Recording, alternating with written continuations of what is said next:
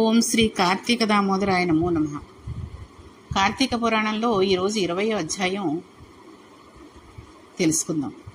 జనక మహారాజు చాతుర్మాస వ్రత ప్రభావం వినిన పిమ్మట వశిష్ఠునితో, గురువర్య, కార్తీక మాస మహత్యమును ఇంకనూ వినవలనని కోరిక కలుగుచున్నది. ఈ వ్రత మహత్యమును ఇంకనూ విశేషములు కలవా అని సంశయము కూడా కలుగుచున్నది. ఈ నా సంశయ నివారణ కొరకు మరిన్ని ఉదాహరణలు వినిపించి నన్ను కృతార్థునిగా చేయుడనెను. ఆ మాటలకు వశిష్ఠుల వారు మందహాసముతో, ఓ రాజా, కార్తీక మాస మహత్యం గురించి అగస్త్య మహామునికి అత్రిమునికి జరిగిన ప్రసంగం ఒకటి కలదు. దానిని వివరించుతును, ఆలకించుము అని ఆ కథా విధానము ఇట్లు వివరించను.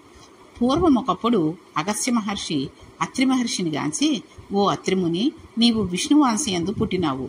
కార్తీక మాస మహత్యము నీకు ఆమూలగ్రముగా తెలియను, కావున దానిని నాకు వివరింపుము అని కోరాను. అంత అత్రి మహామునిని, కుంభసంభవ, నీవడిగిన ప్రశ్న వాసుదేవునికి ప్రీతికరమగుడిచే ఉత్తమమైనది. కార్తీక మాసముతో సమానకు మాసము, వేదముతో సమానము శాస్త్రము, ఆరోగ్య సంపదకు సాటియకు సంపద లేదు. అటులనే శ్రీమన్నారాయణుడి కంటే వేరు దేవుడు లేడు. ఏ మానవుడైనను కార్తీక మాసంలో నదిలో స్నానం చేసినను, శివకేశవుల ఆలయమునందు దీపారాధన చేసినను, లేక దీపదానము చేసినను కలుగు ఫలితము అపారము. ఇందుకొక ఇతిహాసము వినుము. త్రేతాయుగమున పురంజయుడను సూర్యవంశపు రాజు అయోధ్య నగరమును రాజధానిగా చేసుకుని రాజ్యం ఏలుచుండెను. అతడు సమస్త శాస్త్రములు చదివి పట్టాభిషిక్తుడై న్యాయముగా రాజ్యపాలన చేసెను. ప్రజలకు ఎట్టి ఆపదలు రాకుండా పాలించుచుండెను. అట్లుండగా కొంతకాలమునకు పురంజయుడు అమిత ధన ఆశ చేతను, రాజ్యాధికార గర్వం చేతను జ్ఞానహీనుడై, దుష్టబుద్ధి గలవాడై, దయాదాక్షిణ్యములు లేక దేవ బ్రాహ్మణ మాన్యములు లాగుకుని పరమలోభి అయి చోరులను చేరదీసి వారిచే దొంగతనములు దోపిడీలు చేయించుచు, దొంగలు కొల్లగొట్టుకుని వచ్చిన ధనములలో సగము వాటా తీసుకొనుచు ప్రజలను భీతావాహులను చేయుచుండెను. ఇటుల కొంతకాలం జరుగుగా అతని దౌష్ట్యములు నలుదిక్కుగా వ్యాపించెను.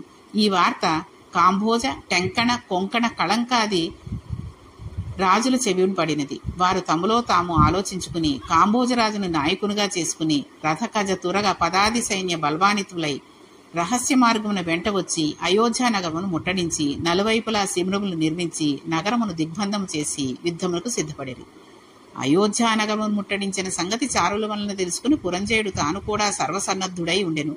అయినను ఎదుటి పక్షము వారు అధిక బలాన్వితులు ఉండుట వలన తాను బలహీనుడుగా ఉండుటయు విచారించి ఏమాత్రము భీతి చెందక శస్త్ర సమన్వితమైన రథమెక్కి సైన్యాధిపతులను పురుగొల్పి చతురంగ బల సమేతమైన సైన్యముతో యుద్ధ సన్నద్ధుడై వారిని ఎదుర్కొని భేరీ మ్రోగించి సింహనాదము గావించుచు మేఘములు గర్జించున్నట్లు హుంకరించి శత్రు సైన్యంపై పడిను.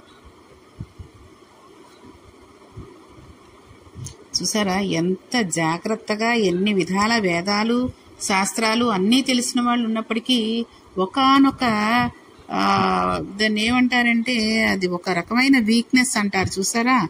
ఆ క్షణాల్లో ఎటువంటి వాళ్ళకి కూడాను తప్పుదారి పట్టేటటువంటి అవకాశాలు వచ్చేస్తూ ఉంటాయి. అలాంటి బుద్ధే ఈ పురంజరుడికి కూడా వచ్చింది.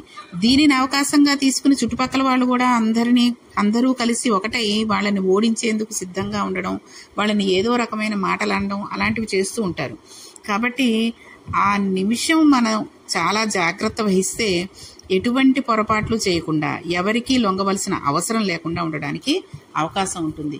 ఈ రకంగా శత్రు సైన్యాలందరూ వచ్చినప్పుడు ఇతను పురంజయుడు కూడా నేను అందరినీ ఓడిస్తాను అని చెప్పి శత్రు సైన్యముల మీదకి దండెత్తి వెళ్ళాడు. ఆ తర్వాత ఏమైందో రేపటి అధ్యాయంలో తెలుసుకుందాం. కాబట్టి ఇట్లు స్కాంద పురాణ అంతర్గత వశిష్ఠ ప్రోక్త కార్తీక మహత్యం నందలి వింశాధ్యాయం 20వ రోజు పారాయణం సమాప్తం. ఓం శ్రీ కార్తీక దామోదరాయ నమో నమః.